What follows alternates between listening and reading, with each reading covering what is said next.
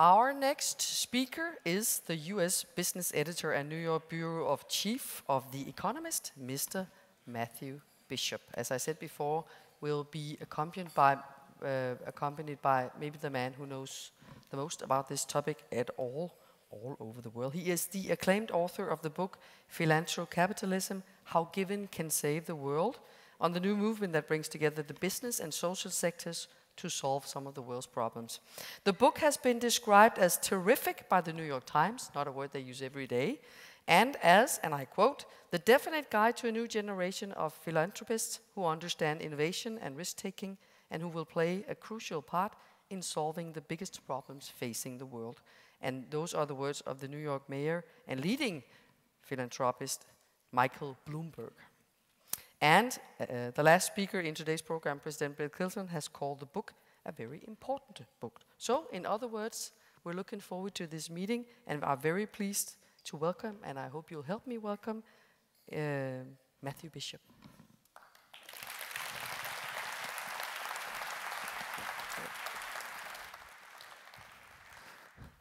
Well, good morning, and it's great to be here. I was actually here last year preparing my speech when we got the news that President Clinton's mother-in-law had died, unfortunately, and that he wasn't going to make it. So at least it gives me a second chance to come to Copenhagen, and I'm glad to be here.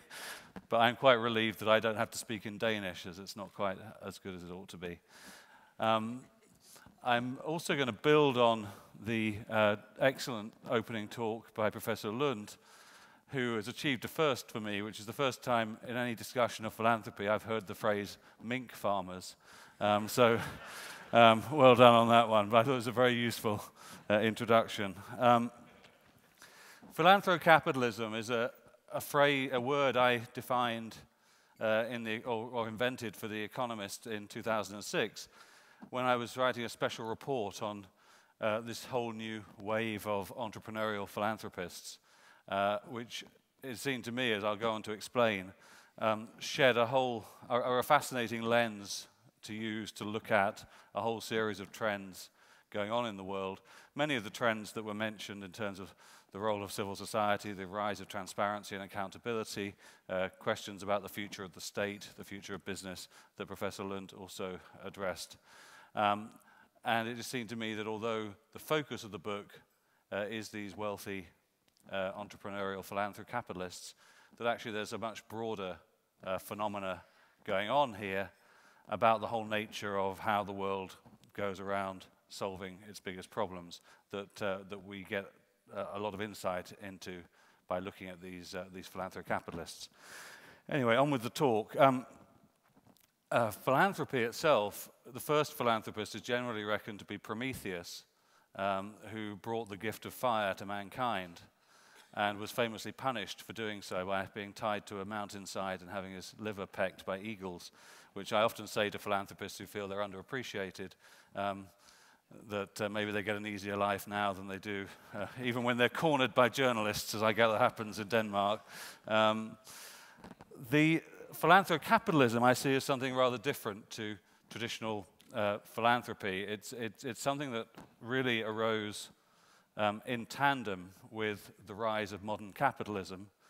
And I believe that we're currently in what we call the fifth golden age of philanthrocapitalism, which is really around also maybe the fifth golden age of capitalism, where throughout history there have been periods of extraordinary wealth creation that have quite interestingly usually been associated or closely followed by extraordinary periods of philanthropy. And by philanthrocapitalism, I'm getting at two related but different themes. One is a very macro theme, which is around, is there some kind of relationship between wealth creation in capitalism and the people who are the wealth creators getting involved in solving social problems? And quite interestingly, although that's clearly a minority activity amongst capitalists, it's been quite an important fact in the evolution of modern societies over the last 500 or 600 years. And secondly, there's a theme around how successful philanthropy draws on the same insights and techniques that enable capitalism and business to be successful. And so, as you'll see in the 5 golden ages, the first was really in the first period of modern capitalism in the Middle Ages, where you saw the rise of the merchant class across Europe. And here we have one of the first Monte di Pieta in Italy, which was a sort of form of microfinance invented by the banking sector in Italy and a number of other places. The second golden age really was associated with the joint stock company being created in Amsterdam and in London, where in the 18th century you started to see what became known as joint stock philanthropy, where what we now call social entrepreneurs used to form charities and issue the equivalent of shares, subscriptions in their venture, very much like a company would raise money on the stock exchange. And often you would actually see something that doesn't happen too often in the non-profit sector. You would see the shareholders voting out the entrepreneur and replacing them with a better manager. Then the third era, we're stuck already, here we go, was really the Victorian period, particularly in Britain, but really across Europe again, associated with the Industrial Revolution and the emergence of a fairly prosperous middle class that really saw philanthropy as one of their reasons for prosperity. It was wrapped up in notions of certain evangelical ideas about giving back, which we see echoed today in some of what we hear from today's philanthrocapitalists. And really in terms of the amount of money being given away and the extent to which across Europe it was seen as something that you did when you were successful was getting involved in philanthropy. We've never really reached that level again, although maybe we're heading in that direction, certainly in parts of America, maybe around the rest of the world. The first really great American golden age of philanthrocapitalism was around the end of the 19th century, start of the 20th century, where Andrew Carnegie, famously a steel baron, famously set up his library scheme where he put libraries all around America and around the world, where he would pay for the library in agreement with the local people that they would cover the operating costs. So picking up another one of the points that was made by Professor Lund, I mean, there was a lot of thought going into how do you make this sustainable. And he wrote what remains probably the definitive statement, certainly of American philanthrocapitalism, The Gospel of Wealth, which is a remarkable essay if you haven't read it, if you want to understand what the American mindset in particular on this. But I mean, he says things like, the man who dies rich dies disgraced, and was argued that all wealth should be given away during the lifetime of the wealth creator, that giving money to your children was a great waste of money and bad for society. And he also very much saw philanthropy as the way that those who'd prospered from capitalism could give back and ensure that society was able to resist threats such as communism, which was very large in his mindset at that time. So a very interesting document, and one that I interviewed Warren Buffett last week, and he was very much saying this was one of the things that influenced him most in deciding to give his money away, and that he'd given a copy of this to Bill Gates before Bill Gates had become a big philanthropist. So that was the fourth golden era, and you saw in the early part of the 20th century the creation of very large, modern, endowed foundations like the Carnegie Foundation, the Rockefeller Foundation, the Carnegie Corporation, the Rockefeller Foundation, and so forth. The fifth and current golden age of philanthrocapitalism, I really date to 1997 when Ted Turner, the founder of CNN, who's the guy without the pants on, he gave a speech at the United Nations where he promised to give $1 billion to the United Nations. Apparently because he was in the car and hadn't got anything controversial enough to get on the front page the next day, he came up with this promise. And in the speech, he criticized a whole load of other wealthy Americans at that time, including Gates and Buffett, for not giving any money. It turned out that the UN wasn't allowed to accept money from individuals at that point, And so that actually triggered quite a big change in how the UN operates. It had to create a foundation structure so it can take private money, and now you see the UN in all sorts of partnerships with individuals and companies that really weren't possible before that point.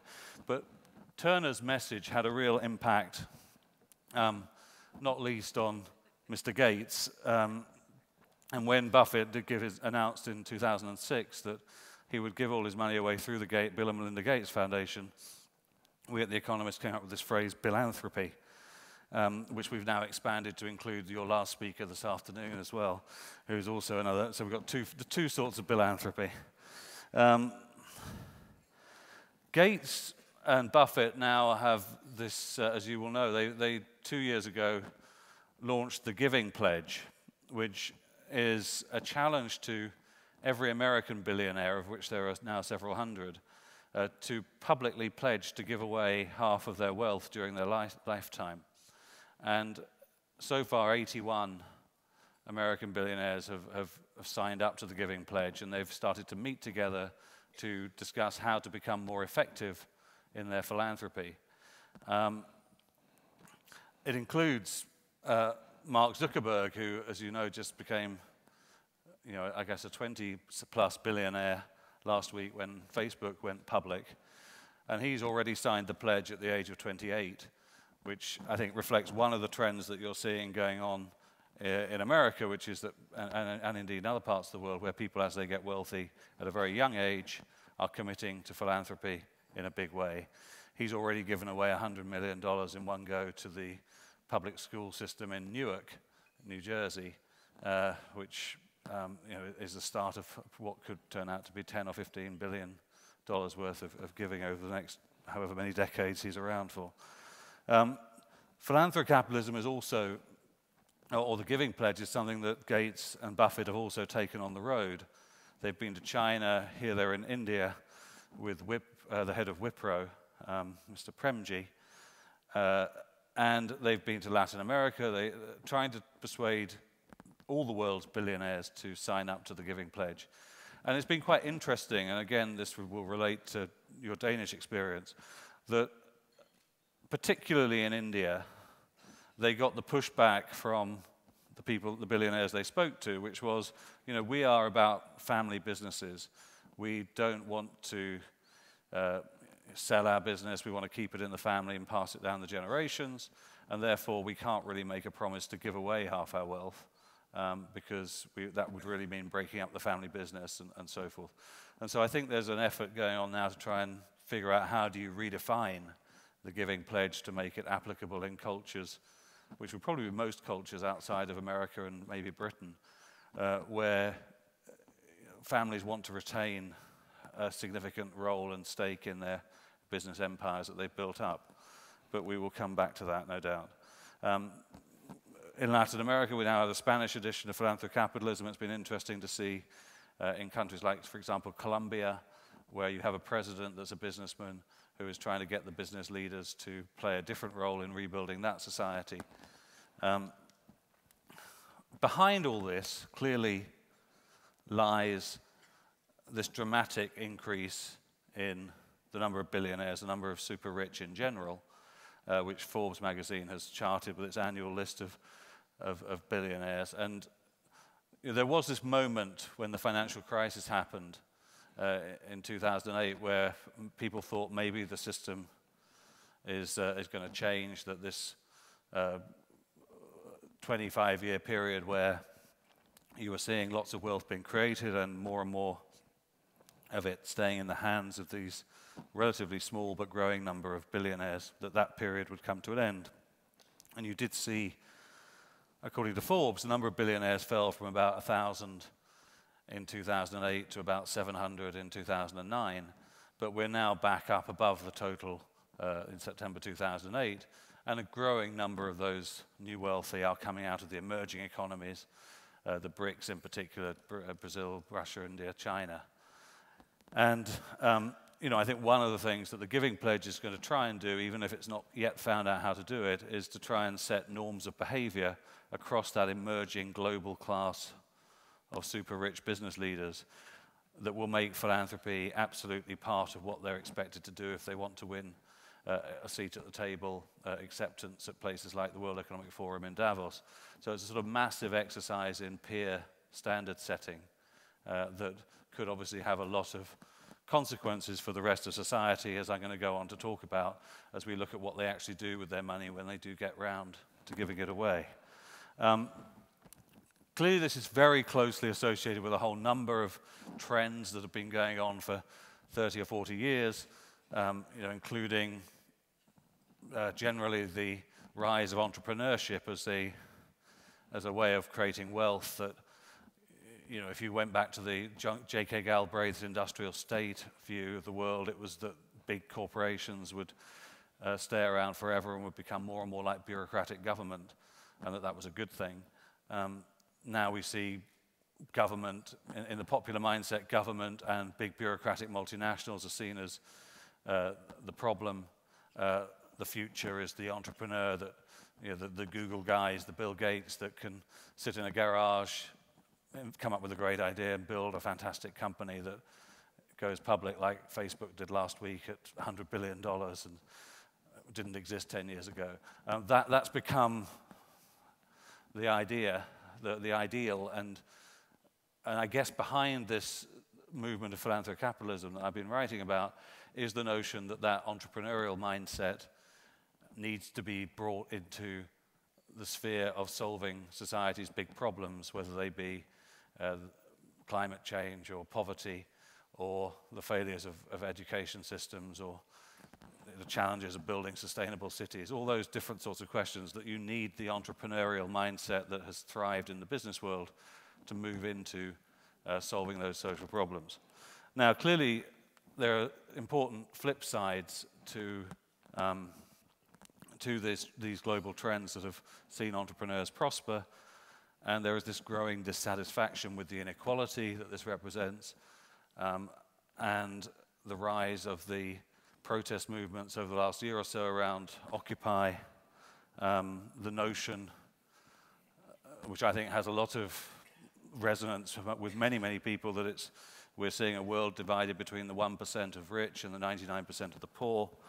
And certainly my colleague Michael Green and I in Philanthrocapitalism have written about the need for a social contract between the rich and the poor, or the rich and the rest, that is going to be necessary if philanthrocapitalism, if philanthropists are going to play a role in solving social problems. There needs to be a whole series of rules of the game, including about accountability and transparency, that will allow us to feel comfortable in having maybe disproportionate influence in democratic societies from a group of people that made their money in business. Two other trends that I think are very important that have contributed to the rise of philanthrocapitalism. One is it's events like, I think Live Aid was an extremely important event in shaping a whole generation's view of their responsibility to get involved in the problems of the developing world and poverty and so forth. Bill Gates, when he went back to Harvard to give his commencement speech a couple of years ago, said that he literally was able to go to Harvard and be unaware of the amount of suffering and problems out in the world, and it just didn't occur to him that what was going on out there, even if he knew about it, was anything to do with him. And I think those days are gone, and I think one of the ways that you see business increasingly, one of the reasons business is increasingly engaging in social missions, social problems, is that people don't want to work for companies that are blind to those things anymore. They want to be involved in their personal life and in their work life. And I guess, again, one of the other big turning points was Nike, where you see a company that went from being a very popular company with a great consumer brand into one that was being associated with sweatshop labor in the developing world, and a sense that they really realized that to save their brand, to be able to recruit people to work for them, to be a company that could feel proud of itself, they had to turn dramatically how they did everything on its head, and to do things in a way that put them on the side of progress and on the side of a better world than on the side of a rather narrow capitalism that was about squeezing the last amount of profit out of every worker that you could do. So there's a whole series of big trends at work here that I think have provided the framework in which philanthrocapitalism is emerging. Now,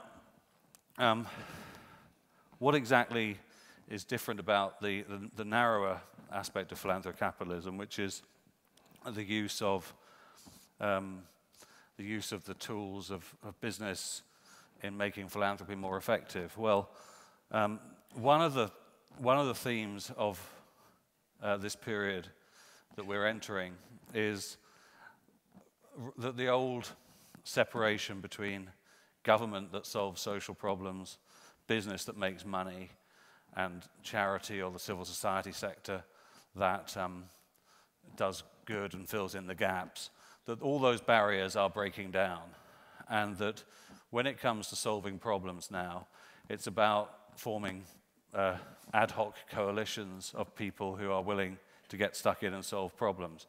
We call these the posse approach to corporate governance, to global governance or problem solving. So it used to be said that politics was the art of the possible. Our phrase is that solving social problems nowadays is the art of the posseable, which is the ability to form a group of people.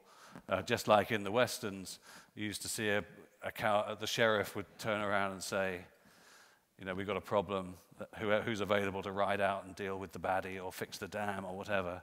This is going to be the approach to solving social problems, and everyone's role is kind of up for grabs, and increasingly it's going to be the entrepreneurial business person who will be taking the lead in forming partnerships, bringing together government, bringing together charities, bringing together other aspects of civil society, mass movements and so forth.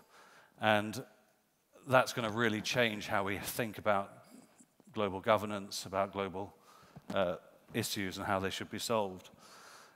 The phrase that I like for this, apart from posse, if you need a more academic phrase, this one came out of the Indian government minister who used to run Infosys, called Nandan Nilekani, who has joined the government with a mission to give every Indian citizen a smart card identity, which is seen as a good thing in India because it allows them to get welfare payments and so forth, rather than a bad thing as it would be seen in Britain, where it would be seen as a state spying on you as an individual. But he calls the coalition that he's built around this project a coalition of the positive, rather than a coalition of the willing. And I think that will be a phrase we'll hear a lot more of over the next few years. Now, associated also with that is an idea that I've written about called the need for a capital curve for a better world. And here the idea is that if you are a business person with a great idea, there's a very clear capital curve for you to raise the money and get the support you need to take that idea from being having a bit of fun with your friends in a dorm at Harvard to going IPO last week with Facebook. There's a whole system of angel investors, venture capital, there's the banks, there's the law firms, there's the accountants, there's the mentors, there's growth capital, there's mezzanine finance, there's loans markets, and then you've got the IPO market at the end of that. If you look at someone who has a bright idea for solving a social problem, so far there isn't that smooth capital curve. There's some aspects of this are very well catered for nowadays. Other bits seem to be really problematic. There's a real shortage of equity finance, for example, for all sorts of ideas like that. There's a lack of investing in capacity building for relatively small bit for small businesses and so for small entrepreneurial charities and so forth. In particular, it turns out that almost everywhere in the world, if you get to about $30 million, 30 million euros worth of revenue, you really, as a non-profit, you really struggle to grow to the next level. Whereas in business, that's when you tend to find a lot of money coming in and your growth rate accelerating, which is why we have far fewer non-profits and charities that seem to go to scale in a way that the business world does. Anyway, so the role of philanthropy in all this, in particular, the key word that all these entrepreneurial philanthrocapitalists use is leverage. That, you know, although a Gates Foundation is giving away $3 or $4 billion a year, even the Gates Foundation regards itself as a tiny, tiny organization. This is what Bill Gates said to me when I was interviewing him for the book. You know, our foundation is a tiny, tiny organization. And that is because the amount of money that they have to spend and the amount of influence they have is dwarfed by the scale of the problems that they're addressing and by the size of the state, the amount of money that governments typically have to deploy in those areas. And so the only way that they are going to achieve any sort of impact in terms of the goals they want to achieve is if they can find ways of making their money into a lever that moves mountains. So there are two ways in particular. One is to focus on, I mean, obviously systemic thinking is key to any effective philanthropy. But within that, you're looking for the system, you're looking for bottlenecks where a small amount of money can remove the cork and allow things to start moving. Or you're looking for tipping points where, again, a small amount of money can move the world because it just pushes it over the edge to the next level. And so a lot of the conversations that philanthropists ought to be having, whether they're Bill Gates or whether they're someone with a much smaller amount of money, if they want to achieve impact, is about where in the system can their small amount of money have an outsized impact. As I mentioned, one area is clearly capacity building. One of the ways in which I think the new breed of philanthropists differ from traditional philanthropy has been that traditional philanthropy often uses grants that are focused on particular projects that often have a relatively short lifetime, and they don't focus on building out the long-term capacity of the building, of the organization. So there's a real dislike, for example, in traditional philanthropy and charity of overhead, whereas I think if you are an entrepreneur investing in a Silicon Valley startup, you care a lot about making sure you have the right people, however much they cost, incentivizing those people, building into the DNA of the company from when it's very small, the capacity to grow and become very big. And so you actually, what is called overhead in the philanthropic and charitable world is actually called investing in people and capacity in the business world. And I think business has it right on this issue because it means that you have organizations where the person with the great idea can focus on making their great idea into a great success rather than having to worry all the time about where's the next money going to come from to get us through the next week or the next few months. A second issue, which is very much a theme brought into philanthropy by this new generation of entrepreneurial philanthropists, is the importance of measurement.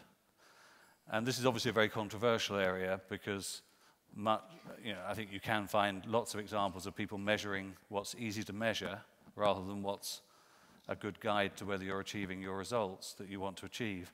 So, for example, I think some early vaccination programs simply focus on how many people do we vaccinate rather than, is their general health improving? And you could find situations where people were getting vaccinated, but that was at the expense of broader health care, and so they weren't actually increasing their longevity. So you need to measure the right things, but measurement is absolutely at the heart of this new philanthrocapitalism, and it's involving some very interesting conversations that are rapidly evolving, so that you're seeing globally a conversation going on around how do we measure at a broader level how our society is doing, how do you measure more narrowly how organizations are impacting the environment and society, and then even more narrowly on how are they doing against their specific goals. And so something like New Profit Inc., which is a venture philanthropy organization based in Boston,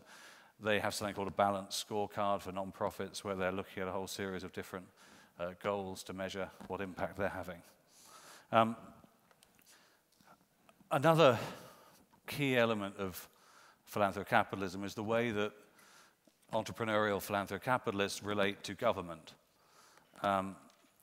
Because I think it's very quickly become clear that if you're ambitious to solve big problems like the failure of American education or hundreds of millions of people dying of of poverty-related disease in the developing world, like Bill Gates is worried about, that you cannot achieve those goals unless you can change government policy. And so they are asking more and more questions about how do we use philanthropy to change government policy, which obviously gets us into lots of potentially controversial hot water.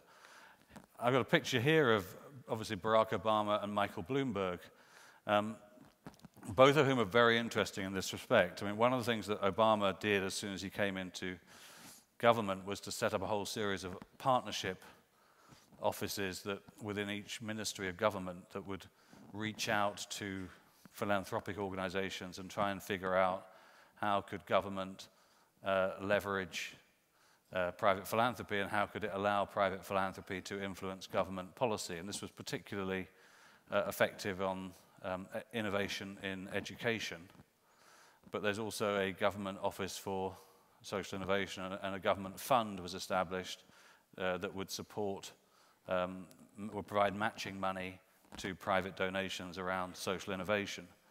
Michael Bloomberg, I think, is the most interesting example of all in this sphere of getting into government, because here is a hugely successful business person worth $10 or $20 billion, according to whose estimates you believe, who ran for mayor of New York, basically making the case that electing him, because he had no vested interests, because he hadn't had to make promises to people to get elected, that his money kind of set him free from all the conflicts that other politicians had and made him able to govern in a more objective, results-orientated way. And he came into New York City Hall and tried to run the city as a business. He cleared out all the offices, put all his heads of department were sitting around him in a circle in City Hall, and very quickly found that even doing that, there were real problems, that they couldn't drive change.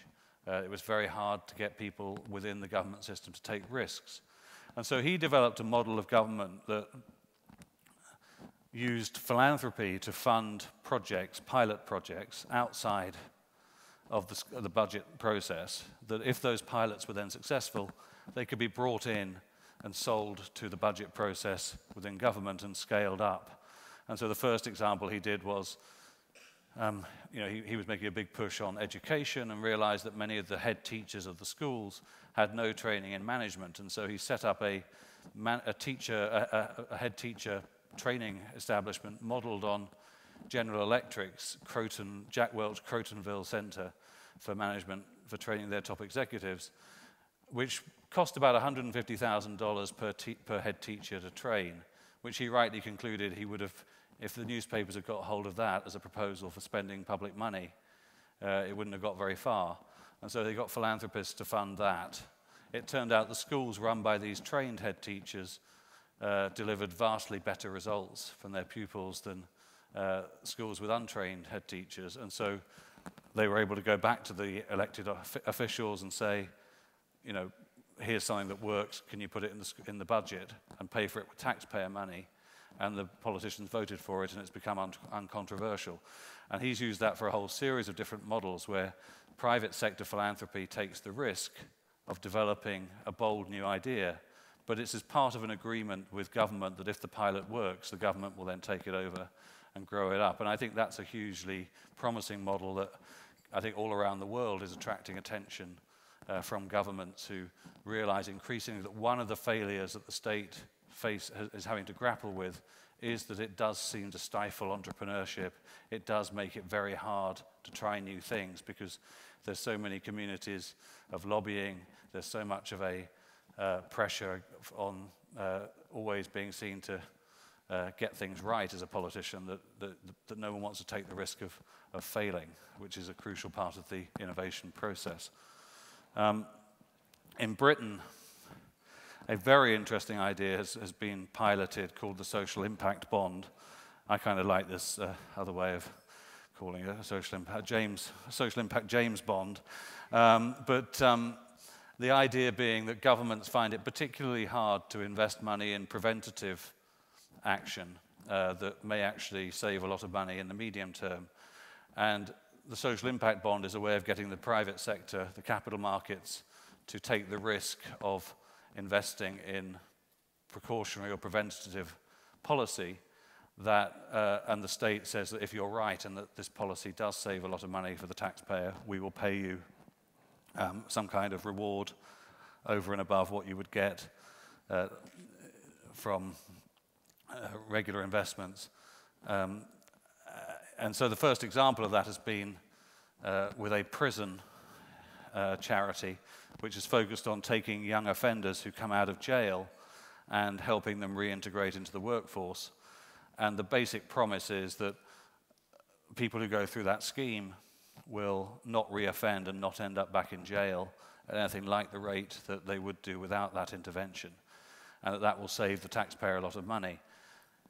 And the social impact bond has allowed the charity to scale up this operation dramatically by raising money from the City of London and from philanthropy, and the expectation is that if they succeed at the level they expect to succeed at in terms of reducing reoffending rates, the government will save a lot of money and will pay out a fraction of that savings, probably a 15% return per annum on the bond, that will actually therefore be a great investment.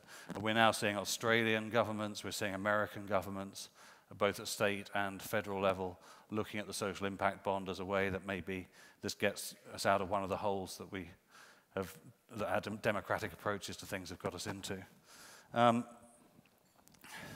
Another area where I think very interesting change is afoot is in the role of corporations and how they think about their role in society. I mentioned Nike earlier on. So Nike has gone from being a company associated with sweatshops and slave labor into being a company that pioneers the girl effect, where it actually sees its long-run interests being enhanced by associating itself very much with helping empower women in the developing world, and particularly through getting girls into education. And Nike has become really a model company in terms of everything you look at, from how it thinks about its supply chain and improving human rights in its factories that it uses and its outsources, through to its sustainability strategy, and where it's now, for example, it just brought out a new range of footwear that have used knitting essentially rather than traditional ways of producing the fabric, because you then use one single thread and reduce the amount of waste in the material. And they have now come to see getting involved in solving social problems not as a cost or about a corporate social responsibility, but as a way to make their company more innovative and ahead of the curve against its competitors.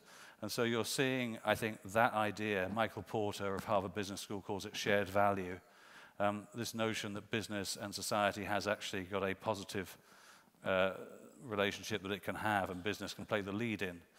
That idea is catching on in the business schools, it's catching on increasingly at the highest level of companies. I was talking to Paul Polman, who's the head of Unilever, last week. He has set his company the goal of doubling the number of customers it has around the world, so adding an extra 1 billion customers by 2015, yet at the same time halving its environmental impact in terms of carbon emissions, in terms of its water footprint. A goal that he readily admits is going to require the company to actively engage its marketing in changing how its customers behave, so that they maybe have more, or they have shorter showers, or they do fewer washes of their clothes, and all sorts of things which you might call social engineering, but is really going to be crucial if we can have this twin thing of a higher quality of life and yet to be a more sustainable planet. So it's interesting to see companies playing that role. You're also seeing this happen in brands. So there's this new model that's really caught on in the past few years, pioneered by a company called Tom's Shoes, where the idea is basically the consumer buys a pair of shoes for themselves, and built into the price of the shoe is a donation of a pair of shoes to someone in need. You're seeing that a whole range of products embrace this notion, which have been hugely popular, particularly with customers under the age of 30 who grew up in the Live Aid era, who want to have a sense that their consumerism is ethically grounded rather than just about their own pleasure. And so very interesting phenomena, and that makes companies a very different sort of partner to the government world and to the social sector than they were in the past. Clearly, at the same time, companies are still doing a lot of the bad stuff they were doing, and so there is a somewhat Jekyll and Hyde quality to this still, and we can go into that as to how we change that, but I think there's definitely been a shift in the corporate sector. The other really interesting trend is in philanthropy is entrepreneurs looking at how do they use their money to develop for-profit business models that actually would achieve benefit to more people more quickly than traditional grants. So microcredit is the sort of test case of this. Microcredit really took off in its current form, Grameen Bank and so forth, in the early 1970s, and was very much a traditional charity where, in terms of how it got its capital, and then it was lending circles in between mostly women in villages that was getting people out of very deep poverty up to sort of subsistence levels. At some point in the 1990s, it was realized that they'd learned enough about the credit worthiness of poor people to be able to figure out how do you serve them in a way that you can actually cover your costs and make a small profit on the business, at which point it became possible to go to the capital markets and raise far greater sums of money than was available from the charity sector, and therefore reach hundreds of millions of more people who were currently cut out of the financial system but could now be included. And you saw microcredit grow dramatically over the last 10 years due to for-profit money coming in. And so philanthrocapitalists are asking, are there other areas of where the poor are currently not receiving services from the for-profit world or from government, where the for-profit world could actually, if the right business model could be created, be quicker in responding to their needs than government or charity is ever going to do. And so you're seeing a whole series of innovations around water, clear water, pure water provision, basic health care, basic education, that are for-profit models rather than charitable models, but are basically treating the poor as customers and making a profit from them. Now, this is a hugely controversial area for philanthropy in particular to get into. And in India, we saw the example 2 years ago, a very tragic example where a for-profit microfinance firm called SKS Microfinance that was funded by Silicon Valley venture capital, not venture philanthropy, went public, big hot IPO, and then a whole load of farmers, it turned out, had been borrowing too much and were out of their depth and started committing suicide, and you started having a lot of protests, and there was a lot of blame being addressed towards the for-profit philanthropy. And people saying, if you hadn't been trying to make a profit, maybe these tragedies wouldn't have happened.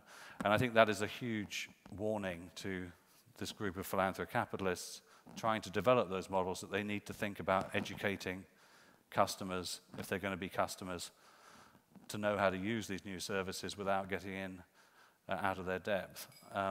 But I do think this is going to be a huge area over the next 5 to 10 years where you're going to see philanthropy and creating entrepreneurial businesses merge into one. And it's going to have the title Impact Investing.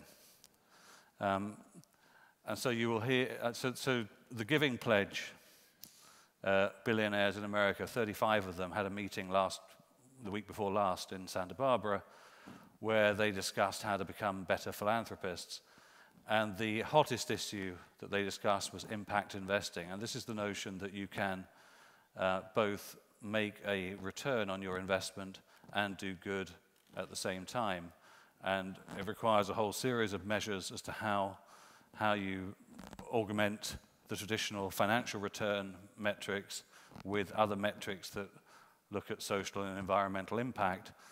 But it's clear that this is an area where a lot of people who have made more money than they know what to do with no longer are satisfied with simply investing their wealth in the old-fashioned way to maximize returns, but they want the way their wealth is invested, as well as the way that their wealth is given away, to be done in a way that makes them feel that they can sleep at night. And this is going to, I think, generate huge opportunities for people in the non-profit world or the entrepreneurial world who can design business and investment opportunities that do simultaneously show a social benefit or an environmental benefit, as well as a financial return. So you're going to hear a lot about impact investing. JP Morgan did a study a couple of years ago that claimed that there was potentially this was going to be a $1 trillion asset class by 2020. That may be optimistic, but I think that's at least the direction that this is going to go in. Back to the posse. Worth saying that I guess the cowboy in chief is Bill Clinton. His Clinton Global Initiative, I think, has been very pioneering in terms of bringing together business leaders, philanthropists, governments, and charities to really discuss how do we form new forms of partnership. And we're going to see a lot more of those. And I think it's probably high time that Europe had a similar operation to the Clinton Global Initiative that brought European firms and philanthropists, foundations, governments together around how do they work jointly to solve social problems.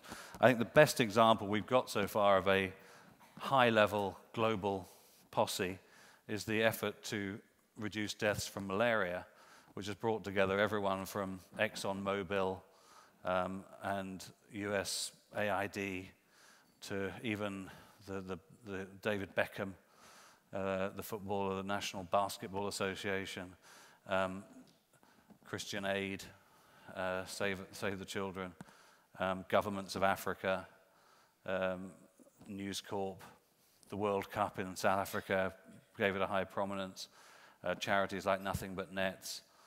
And what has happened is that there's been one of the entrepreneurial philanthrocapitalists called Ray Chambers, who's been appointed by the UN Secretary General to be his special envoy to oversee the effort against malaria, that they have achieved in 5 years, I think already a halving of the number of deaths from malaria around the world through a very coordinated business-like strategy, a disease that basically we'd given up on solving in the developing world, but that is now, I think, quite realistically going to be an almost trivial disease within 5 to 10 years in terms of the number of people who die. And people are now looking at that malaria case as the model for how do you go after a whole series, not just of diseases, but a whole series of other problems where philanthrocapitalism can work. So I'm pretty much at the end. I mean, I think one of the overriding message in all this is when you come back to the challenge for philanthropy or for anyone wanting to get involved in the private sector in solving social problems, is that this whole goal of leverage requires a risk-taking mindset, a willing to be innovative, that philanthropy becomes almost the smart capital that funds the risky, out-of-the-box idea. And I think still too many people in the world of philanthropy, and I don't know the Danish philanthropy world well enough to know whether this criticism applies to Denmark, they still have a mindset which is innovation, things like taking risk is just too scary. And as a result, they end up replicating what other people in the posse could be doing, what the government could be doing, what more risk-averse organizations could be doing, rather than being the high-risk innovators in the system. And I think when we start hearing people complain about philanthropy being too risky and too innovative, that's when it's doing its job properly. And I hope that day comes soon. So on that note, you can follow me on Twitter at Matt Bish. I blog with my co-author about various issues that I've talked about here today at philanthrocapitalism.net. And I'd like to thank you very much for inviting me here and for listening so patiently. Thank you very much. Thank you so much, Matthew Bishop. Very, very interesting and thought-provoking as well. And you touched upon many of the dilemmas, I think, that are the key issues for many of the participants here today as well. You mentioned examples of both donating money inside the US for the schools, for example, and you mentioned a lot of examples of donations for the third world and so on. To what extent do you think that this kind of funding has replaced social institutions and fundings? I don't think it's replacing, by and large, government funding and so forth. I mean, I think one of the concerns that people like Bill Gates would have is that they would be seen by governments as an excuse for government to withdraw. And I think one of the things they very quickly learnt was that they need, if they're going to go into an area, to pre-negotiate deals with governments whereby they ensure that if they do put money in, governments are going to be matching funds, or they're going to be pre-committing to take an idea that they demonstrate is a good idea and scaling it up. Because if you don't get that pre-commitment from government, then the tendency of politicians, who I still think basically look at philanthropy as, there's some people with a lot of money, how do we get our hands on their money? The only way to stop that happening is to get pre-commitment built in from the start. And if you look at it from the other point of view, then how democratic is this? Is there a risk that we were discussing this before, and we will be discussing it later on this afternoon? Is there a risk that we're giving off some sort of power? I think this is raising all sorts of really important issues, and one of the reasons, as a journalist, that I wanted to write the book was I felt that too many journalists were writing about philanthropy and we were just focusing on the checks and how nice it was that these people were giving their money away. But in fact, if you talk to the people themselves, they want to really change the way the world operates, and that does mean exercising power. And in a world of the 1% and the 99%, that does challenge a lot of our confidence in our democracy. And we've won these rights against plutocracy for a long time, and so we don't want to move back into a plutocratic world. And so I think there's a need for this social contract to be really thoroughly debated. And in America at the moment, you will see a lot of discussion with the current presidential election of the role of George Soros on the left, the Koch brothers on the right, who are funding all sorts of organizations around the political process that are clearly trying to influence the election result. And in America, you're not allowed to use philanthropic money for politics if you want to get the tax break, but often the tax break is quite small anyway, so the boundary between philanthropy and political influence is very limited. So, I do think, on the other hand, that I want people like Bill Gates to get involved because they bring tremendous knowledge about how you get things done. And so it's how do we figure out how to get them involved and get their passion and their money without it undermining our democratic freedoms. And where do you see the limits of that? Where are the borderlines? It's very interesting, isn't it? There is this apocryphal story that a Texan philanthropist has put up a bounty to anyone that brings the head of Joseph Kony. That they will get a prize. They will get $10 million or something. So you're effectively, if that's true, you're moving into the world of encouraging armies to form or vigilante groups. And I'm not entirely sure, given if you take the view that Kony is one of the more pernicious forces destabilizing that part of Africa, it's not entirely clear how bad that is, and I think the whole thing does raise all sorts of issues. At the moment, a big concern of a lot of philanthropists is to go out into space and private space travel, and they want to actually go out and start bringing minerals back from asteroids and things of that kind. And again, you start saying, well, it took us a long time to put property rights in place on Earth to make sure that our natural resources weren't all going to be plundered. Do we worry about them going off and plundering space, or is there just so much space out there that we don't really care that they do that? Do you see it in the future, in the near future, and on the longer run? Do you see this playing a greater part or a lesser part? Is this going to grow, and what can put a stop to it? Well, I think it will grow as long as prosperity continues to grow, and I think because I think there's something about the nature of the way wealth creation happens nowadays, that does seem to mean that you are creating more and more people who win in the way that Mark Zuckerberg wins, that you do create a company that very quickly becomes a global company, and you own a large part of the equity, and so that means at the age of 28 you're worth $20 billion. And you've got a life to live, and you've got to think, what am I going to do? How do I find meaning? And that's the sort of dilemma and struggles they're going through. And I think at the moment it seems like that we're in a period where both the process of globalization, bringing hundreds of millions more people into the market, and the process of technology change, where you're seeing not just IT, but you're also seeing stuff around scarcity of resources, technological innovation around greenery, alternative energies. You're seeing innovation around DNA and the future of medicine that are going to create a lot more opportunities again for people like that to emerge. So I do think we're currently on a path where, probably in the next 10 years we'll see a doubling in the number of billionaires there are.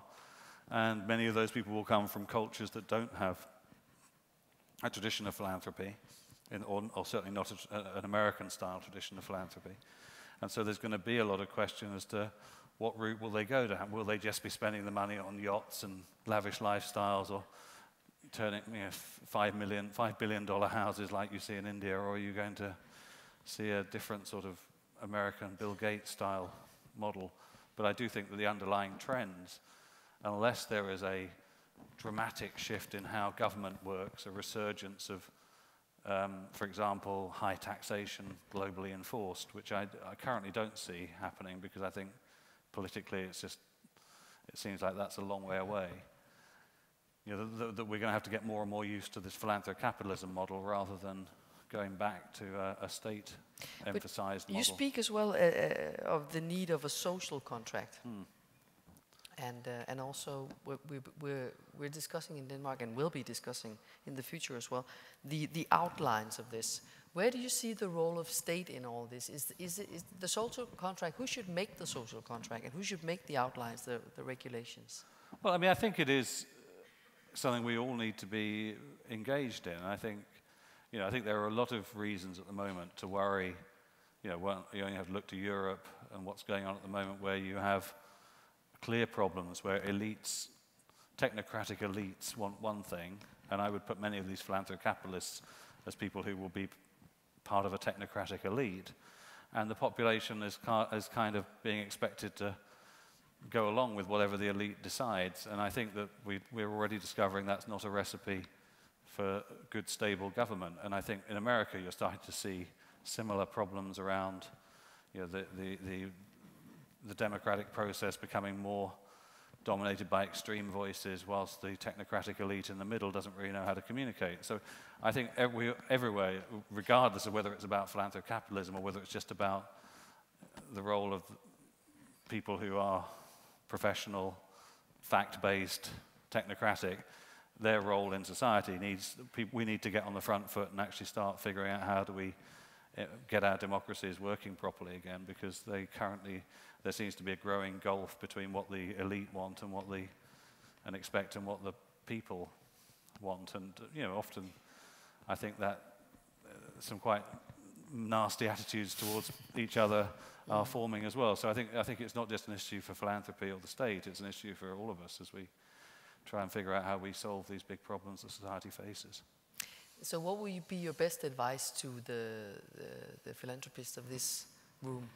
Well, I mean, I do think that this Bill Gates, I think does make this point absolutely correctly, that anyone engaged in philanthropy, however little or big the amount of money they have, that it's all going to be tiny in the scheme of things. And unless they can figure out how to, they focus on a particular issue and where in the system their time and money can make the maximum impact, there's a very high chance that the money gets wasted, because it is a small amount of money in a big system. And so really, really focus, really understand the system, really figure out what your tipping point or bottleneck is that you're trying to focus on, and then figure out how do you marshal as many partners, posse members, to actually ride together and solve that problem. because you can't do it on your own. I mean, that's the fundamental. And that ultimately is why I'm less worried about this from a democratic point of view, is because I don't think there's any way Bill Gates can achieve his ambitions without figuring out how to take a large number of people along with him. And ultimately, his money alone is not enough to buy them. He has to persuade them through the power of his ideas, ultimately. And that's what democracy is supposedly all about. So, in a way, I'm less worried than I would have been 100 years ago, where you had someone like Andrew Carnegie, who basically his spending dwarfed what federal government spending on certain areas in America was. So, in a sense, he could rule the roost much more than Bill Gates can do today. So, at the end of the day, money is not enough and should not be enough. Yeah, I mean, at the end of the day, it is like venture capital. Venture capital is $20 billion a year, and yet we all now understand that venture capital, that small amount of money, when applied to great ideas, can produce companies that can change the world and very quickly. And so I think it's that philosophy that needs to be applied in terms of philanthropy, rather than maybe a government kind of big dollars kind of mentality. Mr. Matthew Bishop, thank you so Thank much. you. Thank you.